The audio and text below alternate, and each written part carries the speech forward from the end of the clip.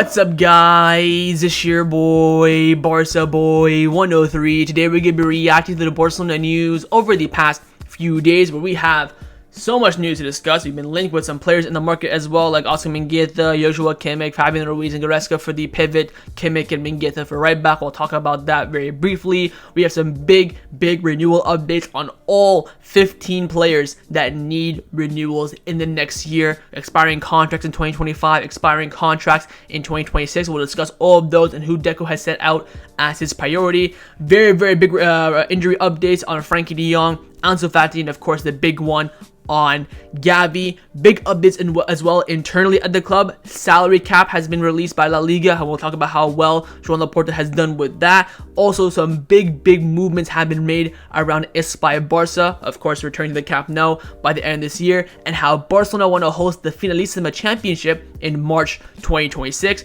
And finally, we'll be discussing and covering the interview that Deco did conduct with Barça One, basically discussing the previous transfer market, what his plan was then, and what his plan is for Barcelona's first team going forward as well. But before we get into it, make sure you guys smash that like button down below. Let's try to get to 200 likes in this video. Be very much appreciated. Also, if you're new, make sure to subscribe down below if you haven't already, and let's get into it. Now, before we get into this video is sponsored by meCarreira. meCarreira is a platform where you can invest in football players by buying shares in them, similar to buying stocks in the financial market. This means you can buy and sell shares in players you believe have the potential to increase in value. Now, the value of the player's shares go up and down depending on how many people want to buy or sell those shares, not based on their performances in matches. meCarreira also has other key features as well, like real-time market, player trading, seasonal events like for the World Cup, Euros, and Copa America, and community voting as well, where you can vote on the next player's stocks to be joined on the market. Now, have you ever been sure that a footballer will become successful? Well, now is your time to put your money where your mouth is and invest in players to prove to everyone that you have the ball knowledge that's needed in football. So what are you waiting for? Hit the top link in the description down below and check out meCarreira and invest your stocks in certain players today. Let's start off with the transfer news over the past few days. Now, we're first going to be discussing how Barcelona are now back in the market for a right back. Of course, last summer we missed out on Joao Cancelo. Marc Pubil was also heavily linked a lot as well, but now apparently Barcelona see it as a priority to reinforce the right back position. Now, Mundo Deportivo came out saying that signing a right back has become a primary goal for the club next summer. As it stands right now, the most likely candidates are Joshua Kimmich and Oscar Mingueza. Barcelona is already working to find a right back in the short or medium term. Barca, of course, have a buyback option from Mingueza of around 9 million euros this summer, and Kimmich, a target for the midfield as well, can also occupy the right back position. Now, neither of them are right backs that scream, quality for Barcelona. Of course, Kimmich can do a role there. Same with Mingueza, to be fair, as well. I think Kimmich is more suited in this Barcelona system in the midfield. I still rate Mingueza more as a center back than I do as a full back. But of course, center back wise, we're way overbooked right now, and we're already being linked with Jonathan Tah as a free agent. With Mingueza, I think it's just a lot of hype for his start of the season. I really don't see Barcelona really concrete with his development and his interest. Now, speaking on Mingueza, of course, Barcelona have a buyback option for him this summer, or it's actually valid until 2026 for 9 million euros. But we also do have, of course, 50% of any future sale that Celta Vigo do end up having. Now, with that being said, according to Renewal, Celta Vigo plans to offer Barcelona 6 million euros in return for 50% of that sell-on clause right for Oscar Mingueza that Barcelona still reserved. Now, let's think about this for a second. Of course, if we get 50% of any sale, we're basically hoping that Mingueza is sold for more than 12 million euros. So the fact that Barcelona have a 9 million euro buyback option, so to speak, I would say right now Mingueza is valued at around 15 to 20 million euros. So of course, taking 6 million makes no sense. If you sold for 20, for example, we'll get 4 million more. But here is the kicker: will Mingueza continue on this trajectory or not? That is the gamble now that Barcelona have to take. Of course, clearly Celta Vigo believe in him. I personally would say hold off until at least January, see how that first half of the season goes. Again, if Celta Vigo are willing to spend 6 million on him after getting him from Barcelona for free, it shows that they believe that there is interest in there for him. So I personally would hold off a bit. 6 million honestly is not a terrible offer. I think they offered around 10. That's where you take it, because then you have to hope that Mingueza is sold for more than 20. I would again value Mingueza right now at around 20. So we'll see how that plays out. But this could be again another hefty profit, or income should I say, coming to Barcelona. So keep your eyes on that, because Celta Vigo of course want 100% of the transfer value that they do end up selling Mingueza. If they do, of course, they want that retain that full price. And right now Barcelona are entitled to half that price. So they want to buy that half price, sell on right from Barcelona for around 6 million euros. So keep your eyes on that. That can definitely develop as we of course head into the 2025 summer transfer window. But we'll wait and see on right back. Of course, right now you have Hector Fort and Jules Koundé. I think depends on how well they do this season, or how poorly or found out they do this season. That's what will really entail how we see a right back priority for Barcelona next summer. I honestly think a striker is going to be up there. Left wing again, maybe probably the midfield, and I would even say at this point goalkeeper as well, really depending on how Ter Stegen performs this season. So wait and see how things do turn out, but Barcelona apparently really tracking options in the right back position. Now, along with the right back market, Barcelona are also tracking some options in the pivot position. According to Jordi Gil from Sport, he's come out saying that Barcelona are following players in mind for the pivot position for the upcoming summer. Players like Joshua Kimmich again, Leon Goretzka, and Fabian Ruiz. Now again with Kimmich, he's a free agent, so only time will tell. Right now Leon Goretzka is very much out of favor at Bayern Munich, especially under Vincent Kompany, but right now Goretzka is the one that wants to prove everyone wrong, prove Kompany wrong, and earn his spot back in the team. So wait and see if he is going to be available this summer, or maybe even in January for a decent price. Fabian Ruiz is a player that I've rated a lot on the channel. You can go back to my videos from the start of my YouTube in 2020, 2021. I've been talking about Ruiz from his time at Betis, his time at Napoli as well. Really rated him. Then of course made that move to PSG. First year wasn't the greatest. Second year did very well. And of course in the Euros he was absolutely exceptional. So PSG ain't gonna sell him, let's be honest. And to be honest, really don't want to be dealing with PSG unless we absolutely have to. So I'd personally say clear of Ruiz, simply on the fact that I know PSG could overprice him. I think he's a good player, but not good enough for me to go negotiate and talk to PSG in any capacity whatsoever. But again, this is probably just general interest because he's Spanish, if we're being completely honest. So wait and see if anything materializes in this list. I would keep your eyes, of course, on Kimmich, but Goretzka and Ruiz, I think, not really the profiles that we're looking for in that area of the midfield. Now, in recent time, Barcelona have been doing a lot of deals with our Catalonia neighbors, you could say, in Girona, and their sporting director Quique Carcel has been speaking to the media. He was talking about a lot of players, of course, that have been linked with Barcelona and Girona. He first talked about Eric Garcia, saying that look, that we wanted Eric this summer because he would have made us more competitive, and he fit the coach's style. It would have been an excellent signing, and that's why we asked Barcelona for him. But in the end, the deal didn't happen. Again, more so due to Barcelona having injuries and Flick saying no, that he wanted to keep Eric Garcia. On Romeo's return, to the Romeo's time at Girona was key, both as a player and for his values. He had the chances to play for Barcelona, but we kept an eye on him, and his desire to return helped him make the deal happen. Again, loan deal. Hopefully in the summer they can end up buying him, or we can just loan him again until his contract expires, and we'll wait and see what happens with that. And finally, on Pau Víctor, of course, we did sign from Girona as well, saying that Pau had an offer from Barcelona's first team and he wanted to leave. I'm happy for him. He had an excellent season last year with their B side. So you can tell it's a very friendly relationship, which again is good to have. If they have ever developed good players, we can buy it off them. We have any shite players, we want to try and move on and maybe give some experience that could help there as well. So we'll wait and see how we do against them this weekend as well in La Liga. But it looks like Barcelona and Girona do have a very good relationship. Let's now discuss the players that have been rumored to be staying at Barcelona over the past few days. Now, speaking about Barcelona's relationship with Girona, of course, a player that was there last season with them on loan was Pablo Torre, and this season, for at least the first half of the season until January, he will be part of the Barcelona first team. And Renewal came out saying that Flick was the one who stopped Pablo Torre's departure from Barcelona. The coach was really impressed by the 21-year-old. Of course, for the first 4 games, didn't play much. I think he got 10 minutes against Valladolid. That was it, and we were 7-0 up. I think we were up 6-0 when he came on. Went out international duty with Spain's under 21. He's been doing fantastically well. I tell you what, man. I feel like Pablo Torre is going to be a very key player for Barcelona in this first half of the season. Again, you have so many international break, so many games congested into one. These are the type of players you're going to have to rely upon at some point. And I feel like Pablo Torre could be a cheeky little good player for Barcelona. Whether it's going to be in the 10 role where Dani Olmo plays, on the left side of the pivot where Pedri plays, balance both forward and defensive wise. Could even play off the left if needs be. Let's hope we don't reach that case, but I think that Pablo Torre could be very, very useful. He had a fantastic, exceptional preseason, of course, in the 10 against Man City, against Real Madrid, against AC Milan, played very well. Then, of course, Jong was not a drop, but the other first-team players needed, the fitness, like Gundogan and stuff like that, so he didn't end up getting minutes. But I still rate Pablo Torre, and we'll wait and see how his chances are with Hansi Flick, especially in this first half of the season.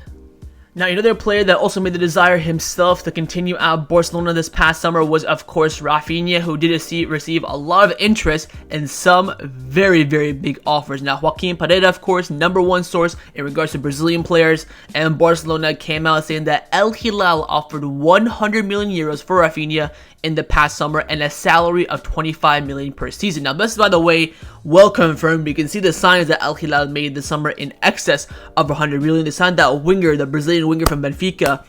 I forget his name, for like 50 million, and then they of course spent at 20-25 on Joao as well, and a few other signings as well. So they definitely had the money, and this is definitely for sure a report that we talked about a lot in the summer as well. But he also mentions, but the Brazilian rejected the proposal as he wanted to stay and succeed at Barcelona. Romano also confirmed this as well, saying that Raphinha has always wanted to stay at Barcelona. There was no chance for him to leave this summer, plus the club weren't really looking to sell him either. Now, this is going to be coming, of course, in retrospect. I think the club would have been open to offers. I think this 100 million bid, if Raphinha said yes, the club 100% would have sold him. But those clubs that would actually, attract the interest of Raphinha were not offering Barcelona a good transfer fee. They're offering 60, I think 55. I think, nowhere near the valuation of Raphinha that we had last summer of around 75 million euros. So, if a good team came in, and I think if the bid was accepted by the player, I think Barcelona would have taken it. Like, if Raphinha said, yeah, I'll go to Saudi, I think 100% of the club would have taken it, no doubt about that. And personally, for me as well, I would have as well. Because, you're basically playing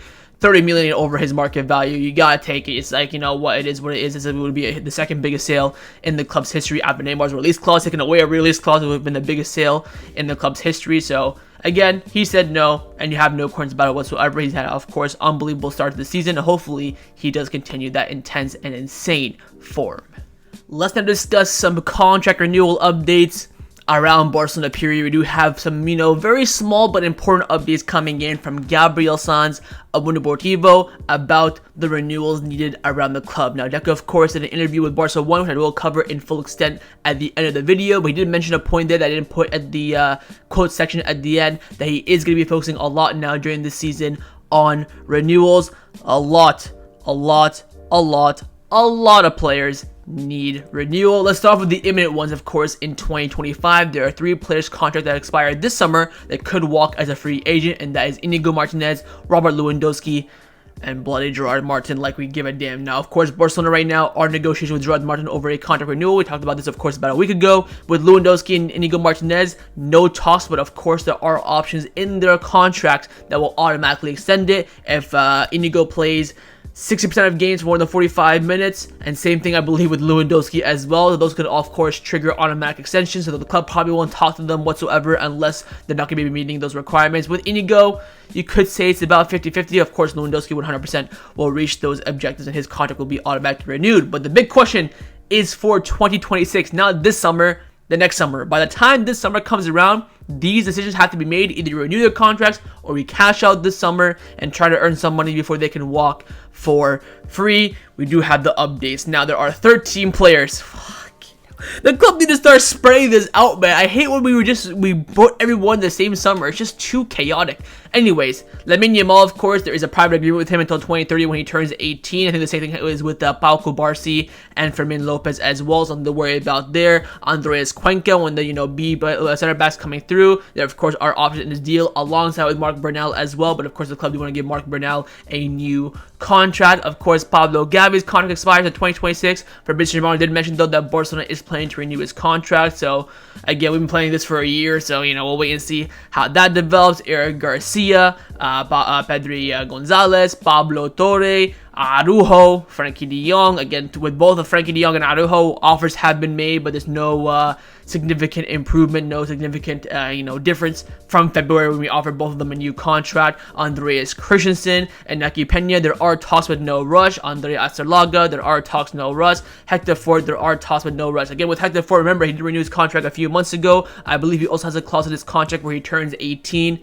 Automatic renewal for, I think, 2 or 3 extra years. So he's probably set until 2030, like Lamine Yamal is, like Paco Barça is, and like Fermin Lopez is. So you're looking at this list thinking, fucking hell, so many important players. Christensen, De Jong, Araujo, Pedri, Gavi. Those are the 5 bombshells. If Inaki Pena walks it free, whatever. Asterlaga, whatever. Of course, with these kind of fringe players like Asterlaga, Pena, maybe even Pablo Torre and Eric Garcia, you can kind of wait until after the summer of 2025 to, try and reach a deal with them. But again, we need decisions from every single one of these players that, of course, that we need. I would say Gavi, Eric Garcia, Pedri, Torre, Araujo, De Jong, Christensen, Chuck and Naki Pena. Those 8 have to tell Barcelona by this summer, June 2025, yes, I'm ready to commit.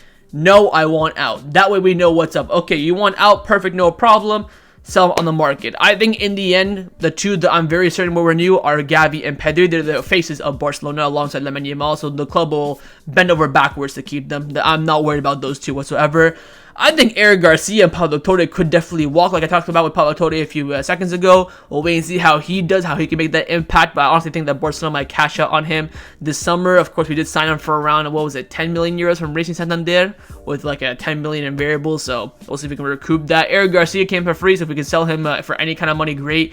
We'll wait and see what happens with him as well, but again, a lot of question marks.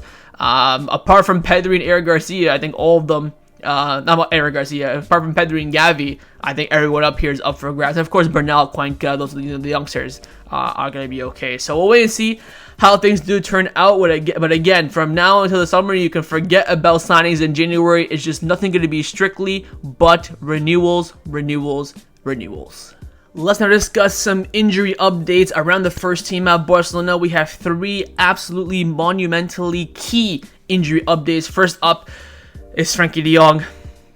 It's not looking good, bruv. Raccoon came out saying that Frenkie de Jong will not undergo surgery and has no set return date as of right now. He won't be ready to play against Girona or Monaco, even though the coaching staff had hoped that he would be back after the international break. He has chosen not to have surgery and is continuing with the individual training to recover. Now, Miguel Rico from Sport came out saying that Frenkie de Jong does not entirely trust the Barcelona medical services. That's why he's very reluctant to do surgery or not. Sport also came out saying that club doctors advised Frenkie de Jong to do the surgery now, but the player does not want that option. Goal finally came out saying that Barcelona recommended that Frenkie de Jong undergo surgery, but the player prefers conservative treatment. This week is the ultimate test, of course. Either he joins the training session or he has to have the surgery. Now, again, it's currently It's Friday, baby.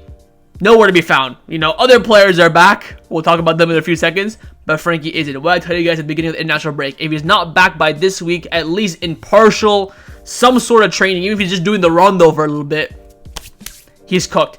I don't think we'll see Frenkie until the new year. If we see Frenkie before December 22nd, we're supposed to be playing Atletico Madrid, I will be shocked, because he either is going to do conservative treatment and he'll be back, tomorrow or in 2027. Who knows? If he, of course, has a surgery, he'll be out for 4 or 5 months anyway. So I think it's best for him now to do the surgery. It's now been, 6 months or 5 months almost of just conservative treatment. He was out from mid-April, so April to May, May to June, June to July, July to August, August to September. It's been now 5 months of conservative treatment for an ankle sprain. This is not looking good for Frenkie. I mean, reputation-wise, of course, he got booed when he came out for the Jong presentation as well. I don't know what the hell is going on. I don't know if this is, part of his contract or what, but it's looking really embarrassing. Unless he just pops out of nowhere today and starts training with the first team, full training, he's ready to go. This situation is going to be getting worse and worse and worse. But the club keep coming out in the media, oh, Barcelona and Frenkie de Jong are happy with each other, they want to stay, blah, blah, blah, blah, blah. So, I mean, could not tell you. Could not tell you. So, I with Frenkie de Jong, but again, my personal opinion, if he's back during this year, I will be genuinely shocked.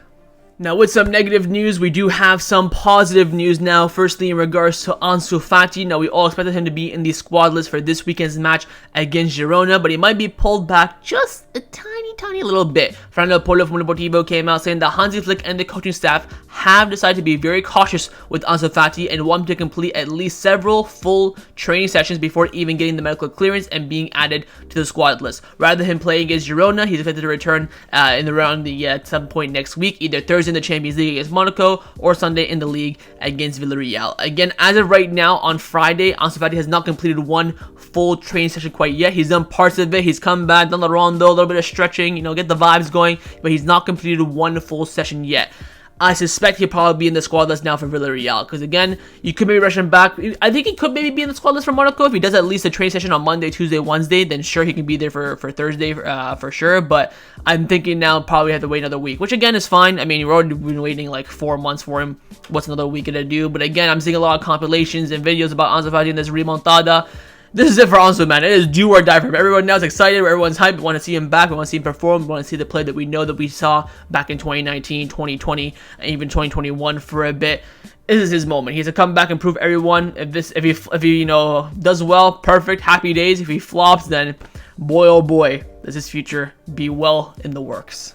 Now, the biggest news around Barcelona over the past few days, without a shadow of a doubt, has been the fact that Gavi has returned to partial training with the first team. He took part for the first time yesterday, Thursday, September 12th, in part of the first team training. He's now returned ahead of Frenkie de Jong. How crazy is that? But Gavi is training. Now, for me, genuinely, I am shocked. I didn't think we'd see Gavi in training like this until maybe end of October, beginning of November. But he's now back in the middle of September. This, of course, is fantastic news. But this news also was anticipated because Fernando Polo from Deportivo came out on Wednesday saying that the Barcelona coaching staff and medical teams are in agreement for Gavi to be able to do part of the training session with the group on Thursday, i.e. yesterday afternoon. His recovery is progressing very well, although that does not mean that he will receive the medical green light right now. His return to training is expected. His official return is still expected for around October, November time, but him training with his teammates will be a moral boost for him and even his teammates as well. He'll be gradually involved in the group training sessions. Gavi is one of the leaders of the dressing room for his quality, dedication, and character. So this involvement from Gavi was premeditated. They, of course, agreed that he should be taking part in the training, mainly for him to give him happy, like, okay, I'm almost close to coming back. For the squad as well, oh, Gavi's almost back as well. Just to get happy feelings and happy vibes from everyone. So again, this does not mean he's going to be coming back in the next few days, the next week or so. We will not see Gavi play for Barcelona this month 100%. He will be coming back later on. When I saw all these reports, I'm thinking this now screams after the October international break. And frankly, I was correct again. Fernando Polo again came out from Mundo Deportivo saying that sources from the club say that it's not expected for Gavi to be cleared to play or be included in any squad list until after the next international break in October. No one is in a hurry or wants to rush things. His return to the field will depend on how he feels and the daily medical evaluations by the team's doctor. So again, he will not be back until minimum now after the October international break. We're probably expected to be back between the end of the October international break and the beginning of the November international break. So of course, during each international break, it's about 6 or 7 games per club, depending on how many competitions you're in. So again, beginning of November now is looking like the most likely scenario for Gavi. Again, he's returned now to training on the pitch, but it's still very early. Now, having Mingueza from AES came out saying that if there's no setbacks, the forecast is that Gavi will receive his medical green light in around 15 days from now. So he's basically saying by the end of this month, he will get the medical green light. Even if he gets the medical green light, it does not mean he's fully fit. Again, he's not played high-intensity football for almost a year. He has to get back to that match rhythm, match sharpness. He basically has to do a preseason of his own, and that probably takes an additional 2 or 3 weeks. So again, if he continues on this path right now, some of the team training sessions, half of it, maybe the full thing, take a break for a day, full training session again. At this rate, he should be good to go after the October international break. Because, of course, during the international break, you have 2 weeks of intensity training with the other players that did not go on for international duty. That should help him, of course, reach that match sharpness up. So, Gavi's getting closer and closer to returning, which, of course, is fantastic. At this rate, Gavi's definitely coming back before Frenkie de Jong. I'll tell you that right now for free. So, again, fantastic news for not only Barcelona and the squad, but also for the fans as well to see a player that we've loved and liked so much returning on the pitch almost after a year from that terrible injury. Let's discuss some of the news surrounding Barcelona over the past few days. First, we have a huge update on Espai Barca, and the hopes of Barcelona returning to the Spotify Camp Nou by the end of this year is still on track. Now, Rochadero of Mundo Deportivo came out saying that Barcelona and the city council have reached an agreement so that works can be done on the Spotify Camp Nou for 24 hours a day from Monday to Friday. Bloody hell, we're just gonna slay people to get the stadium done as soon as possible. It will be applicable from, of course, today forward. A meeting also took place with the residents of the local people around the stadium. This will, of course, speed up construction, and this new rule is only valid for indoor works, though not outdoor, which will continue to be limited from 8 a.m. to 10 p.m. except for the area from the Gol d'Arnaud, which is the cemetery, where the work can continue until midnight. Barca's objective remains clear: to return the Spotify Camp Nou by the end of this year.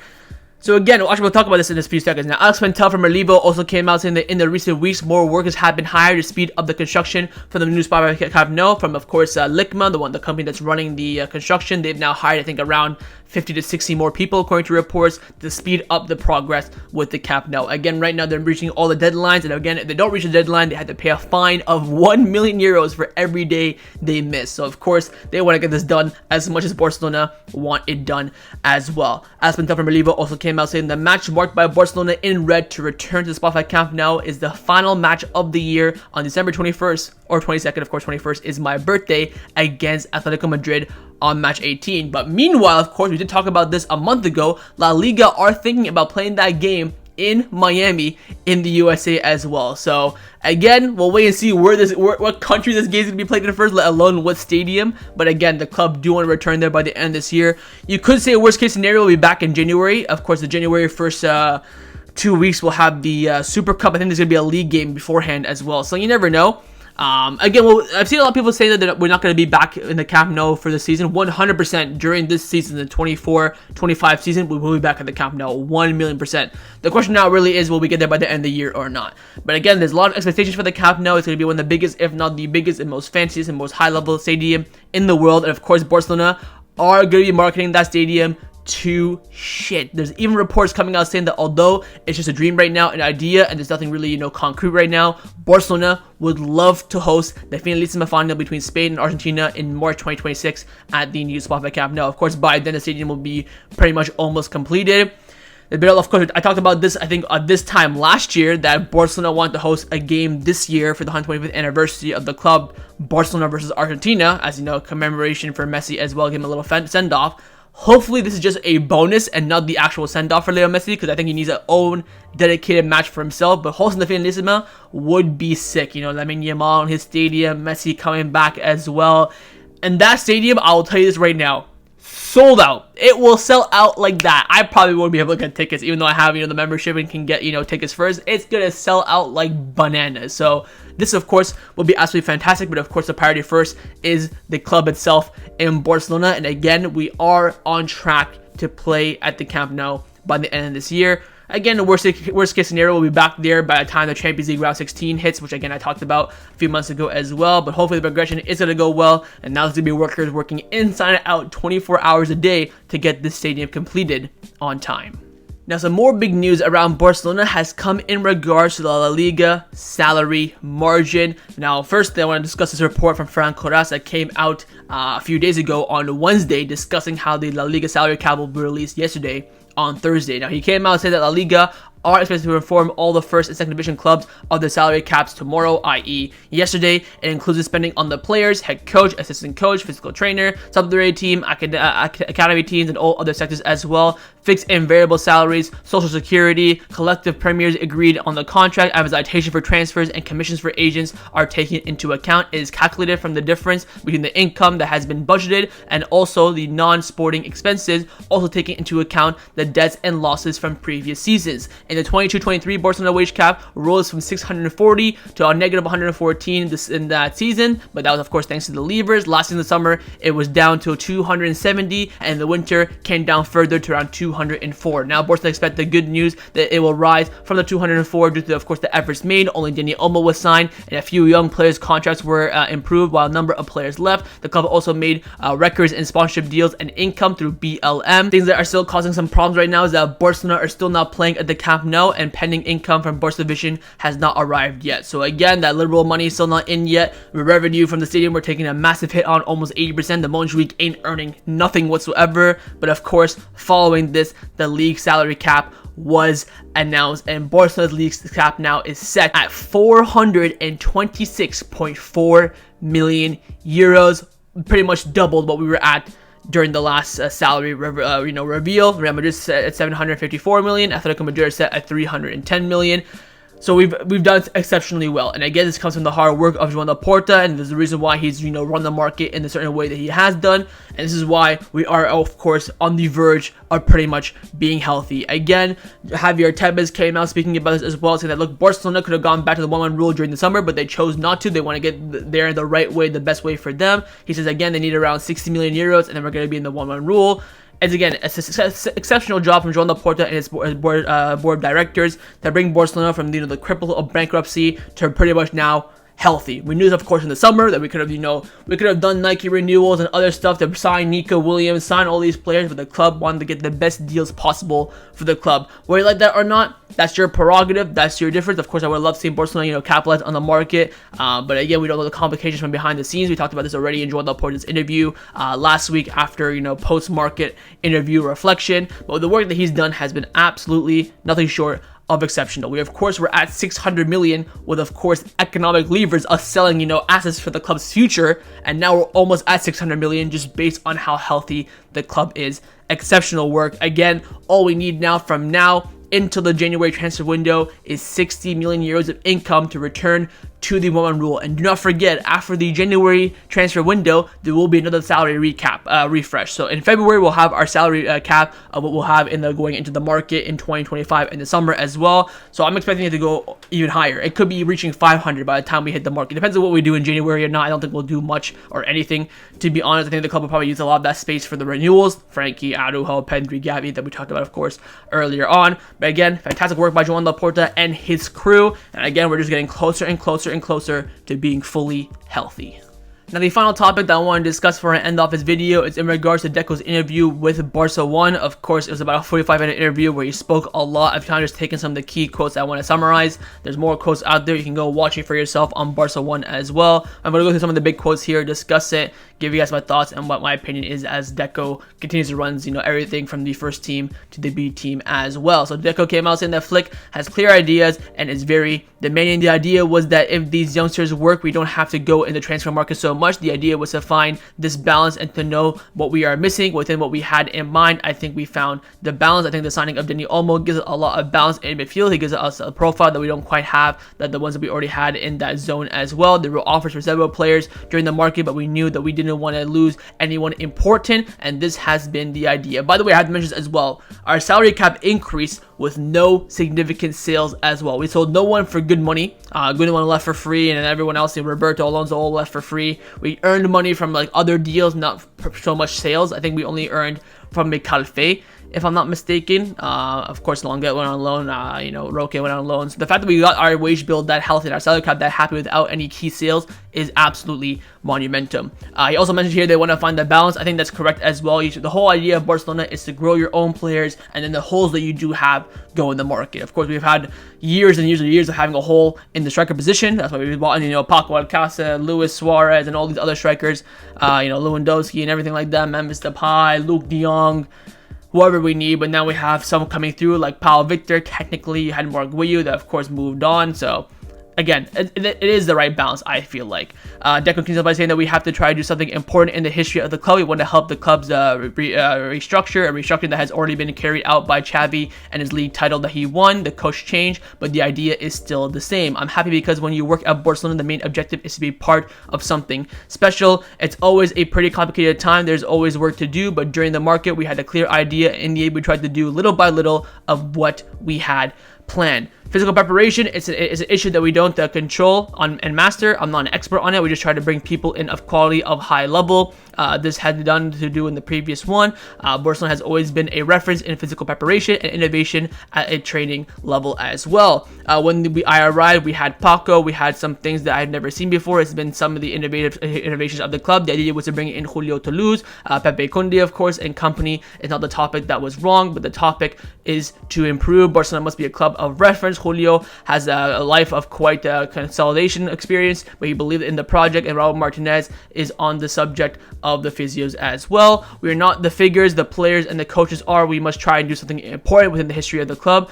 Do what we have to do. Don't complain. The idea of the club is still the same. Players from La Masia and other players who are hungry to win titles. Hansi Flick has experience in this. He has this. He's a coach of great teams. He knows what it's like to coach a great club. He gives us the peace of mind. He's experienced, easy to work with. That's the important tranquility. And day by day, what I have liked the most is the way he deals with problems and important issues as well. He's a calm person. He's hardworking. He's a coach who has clear ideas. He's very demanding, very clear of what he has to do. And I would define him as a worker. What do I ask from Hansi Flick? There's no other formula than work and competition. I've been in football for 45 years now, and I haven't seen anything successful that doesn't involve work and responsibility. All great teams, in addition to quality and players, win because of that. The start of the season, I evaluated well. We are happy to win the league. You have to add points, and winning the first 4 games is important. But when we return, the same thing. We must continue working with the desire and responsibility. We know that one day we will lose, but we have to make it difficult for others. Of course, he's basically speaking fast at this point. Am I satisfied with the squad? I think so. We know that we had to rely on what we had at home. We wanted to see during the preseason the level of the young players, how they would develop at the high level. Casado, for example, we already knew he had a few opportunities. Fermin Lopez was consolidated. He's gone on to have a great summer alongside Paco Barsi as well. We also had the issue of Bernal pending, which we knew could perfectly level out. But we had a bit of doubts about Bernal because of his age. We need to try this. The idea is that for young players to work, we didn't have to go into the market so much. We had of course the return of Ansu Fati, which was something that we had planned. Within that, we had in mind we build a balance. The signing of Olmo gives us a lot different profile. Keeping Raphinha was one thing we had as well. There were offers for him, but we didn't want to lose anyone important. We had to increase the level and not lower it. We couldn't fall into the temptations to sell and try to bring in and maintain what we knew we had at home. Things went well in preseason. The young players gave what we thought they could give us. Pretty much saying that, look, it's always been about firstly checking what you have in-house. So giving the young players opportunity in preseason, relying on Ansu Fati and Eric Garcia coming back from loan, and keeping what you currently had. Of course, you saw a lot of Barcelona over the past few years. We've had markets where we sell players and lose players, especially on the Bartomeu a lot, and then you've always asked yourself, have we become better, worse, or stay the same? Where the philosophy of Barcelona since Joel Laporta came in for a second tenure has always been to, at least worst case scenario, maintain the level, but of course aiming to increase it. And that's always been the case at Barcelona, so Deco, of course, emphasizing that as well. On having a short squad, he says, look, I don't think so. Let's not forget that we have Gavi, Frenkie, who continues to recover. We have Araujo and Christensen. When they come back, the problem will be for the coach because they won't be able to play everything. I think last year we had a shorter squad. This year, Hector Ford, so Mingueza can play. They have taken that step forward. So again, he's saying maybe right now, we have a bit of short squad, but when these 5 and 7, big players come back, Hansi Flick is going to have the biggest headache of his life, and he's absolutely spot on. And then he was asked, why did we sign Dani Olmo? Because Dani Olmo is a midfielder that we didn't have before. There are a lot of qualities, but Dani was a player that we lacked, who plays very well between the lines. His goals associations very well with forwards. Fermin can do a little of that, but they are different kind of profiles. Fermin is more explosive. It's a combination of players. Dani Olmo gives us the hunger to win, and Barcelona has always been a mix of homegrown players and, of course, hungry footballers. I don't know if they're going to count Dani Olmo as a hungry player or not. He's then asked, of course, on Nico Williams, and look, we didn't sign Nico Williams as we have Raphinha, Varane, Ansu, Lamine Yamal, plus Fermin and Olmo there to help us as well. Of course, gaslighting there from Deco. We, of course, wanted Nico Williams, but couldn't get a deal in the end because we prioritized other areas. He also mentioned that Dani Olmo gives us more options rather than signing, one winger specifically. So he said, I'd rather sign Dani Olmo, who can play in about 8 positions, than Nico Williams only, who can just play on the left wing, which again is an argument, but I wouldn't say very, very valid. Of course, that stuff on Dani Olmo we talked about. We wanted to keep Raphinha as well as other players as well. There were offers, but we didn't want to lose anyone important. We had to increase the level and not lower it. We couldn't fall into any sorts of temptation. So pretty much he's saying that, look, the plan for the summer was to firstly check what you have in-house and then see where the holes are. We thought that Dani Olmo had the main hole because in that 10 position, we really have anyone that, conquered that role. Yes, Raphinha can play there, Pedri can play there, Gavi can play there, You can even chuck in Ansu and Lamine Yamal if you really want to, but they're not in their natural position. We want a natural 10. That's why we signed Dani Olmo, who could also play off the left, off the right, as a false 9 as well. Nico Williams would have been a good signing, but again, he's only on the left wing, and we want to, we value that versatility a lot, and again, betting in-house was super important. Maybe that's also why we didn't sign João Cancelo as well, to bet on Hector Fort, which again, personally, I don't mind. So overall, Deco spoke here pretty well, pretty fast, except for the part on Nico Williams that we didn't want to sign Nico Williams. That's of course pure and utter gaslighting beyond belief, and we'll wait and see how he does continue on this coming season. And in terms of renewals, I think renewals are huge. I don't even think Deco has renewed a first-team player's contract, if I'm not mistaken. We renewed Fermin Lopez, then of course Kubarsi, then Hector Fort. I don't think he's renewed one first-team player's contract yet, if I'm not mistaken. I can't think of one. If he did, let me know in the comments down below, and I will give you the credit. But this is of course, we talked about Deco saying that, look, this is his first summer working by himself. This is where we can judge him. I don't think he did too great, to be honest. But again, with the resources now in hindsight, I guess you can say he was all right. But this season, he's gotta get players renewed, man. Holy shite. He also mentioned that he's already starting to work on next summer and this season, of course, on renewals as well, which we talked about earlier on the video. So wait and see what he cooks up. I think going into this summer, you can really give summer of 2025. That's where you can give Deco that full 1-year review and see how he's done. But right now, he's, I think, just under failing at this point. I'd probably give him like a 40%, but of course with the renewals and what he has planned for the summer can of course influence it a lot. But overall, strong interview from Deco. He spoke facts for a lot of it. Had some gaslighting a little bit there, but overall did transmit tranquility around the squad, and of course trusting the players that we currently have and hoping for the best during this season. So that was my reaction to the Barcelona news over the past few days. Hope you guys enjoyed this video. If you did, of course, make sure you drop a like down below, and of course in the comments down below as well, let me know your thoughts on everything we discussed. I want to know your thoughts on us being linked with the players like Oscar Mingueza, Joshua Kimmich, Fabian Ruiz, Leon Goretzka. Your thoughts on all those renewals that we discussed. Who would you prioritize? Who would you maybe let go and run the risk of running down their contracts? What are your thoughts on the injuries as well of Frenkie, Ansu, Gavi returning as well? And find your thoughts on the interview that Deco did conduct with Barça One. And of course, make sure you guys subscribe down below if you haven't already. And I will see you guys next time on the channel. Take care, and Forza Barca.